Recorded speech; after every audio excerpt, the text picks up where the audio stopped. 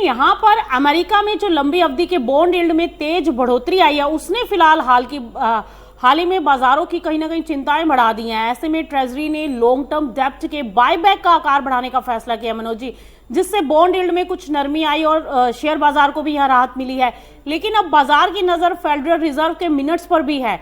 जुलाई की बैठक में फेड ने ब्याज दरों में कोई बदलाव नहीं किया था, लेकिन बैठक के मिनट से ये इंडिकेशन जरूर आए थे कि अधिकारी जरूरत पड़ने पर ब्याज दरें बढ़ाने के पक्ष में होंगे। यानी महंगाई को लेकर फेड अभी पूरी तरह से निश्चित नहीं है।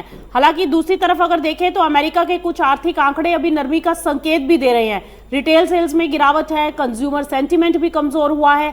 इसीलिए बाजार के सामने अब सबसे बड़ा सवाल यह है कि फेड आगे रेट कट की तरफ जाएगा या इन्फ्लेशन के दबाव में रेट हाइक का रास्ता चुन सकता है। मनोज जी, ऐसे समय में अमेरिका बाजार में एक तरफ ट्रेजरी के बॉन्ड बायबैक से राहत मिल रही है, तो दूसरी तरफ फेड मिनट्स में रेट हाइक की चिंता भी सामने आ रही है। ऐसे में आपके हिसाब से अगले कुछ हफ्तों में सबसे बड़ा फैक्टर क्या होगा?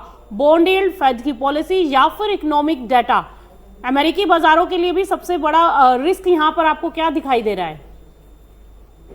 देखिए, अब यूएस सबसे बड़ी जो चिंता का विषय है वो यूएस का डेट ही है।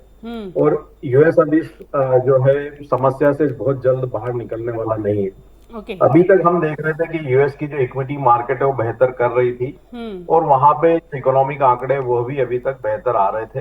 तो इकोनॉमी काफी हद तक वहां पे एक सर्वाइवल की स्थिति में थी। लेकिन जो यूएस और ईरान के बीच में कॉन्फ्लिक्ट शुरू हुए थे फरवरी के आखिर में, वहां से हमने देखा है कि जो महंगाई में वापस एक बार बढ़ोतरी आई है।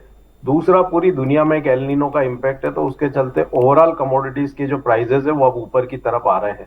तो महंगाई निश्चित रूप से चिंता रहेगी। लेकिन यहाँ पे महंगाई ऊपरी स्तरों पर होने के बावजूद भी फेड यहाँ पे ब्याज दरों में बढ़ोतरी नहीं कर पाएगा, क्योंकि उनके सामने अब यहाँ पे उनकी इकोनॉमी को जो है सर्वाइवल का भी एक बड़ा चैलेंज रहेगा। तो आने वाले समय में डॉलर इंडेक्स में और गिरावट देखने को मिलेगी।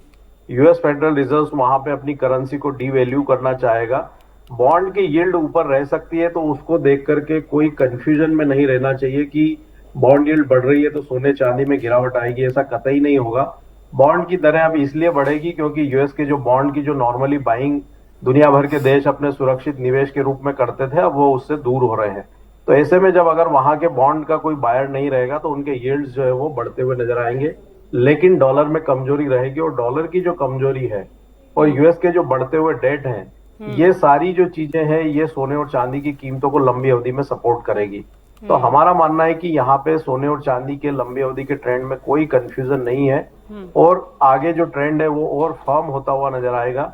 तो अब ऐसे में कोई भी गिरावट आती है तो वहां पे निवेश के रूप में ही एक अपॉर्चुनिटी जो है देखना चाहिए, और जो लंबी अवधि के निवेशक है वो बने रहें। इनफैक्ट अपना जो एसआईपी का निवेश है उसको भी जारी रखें।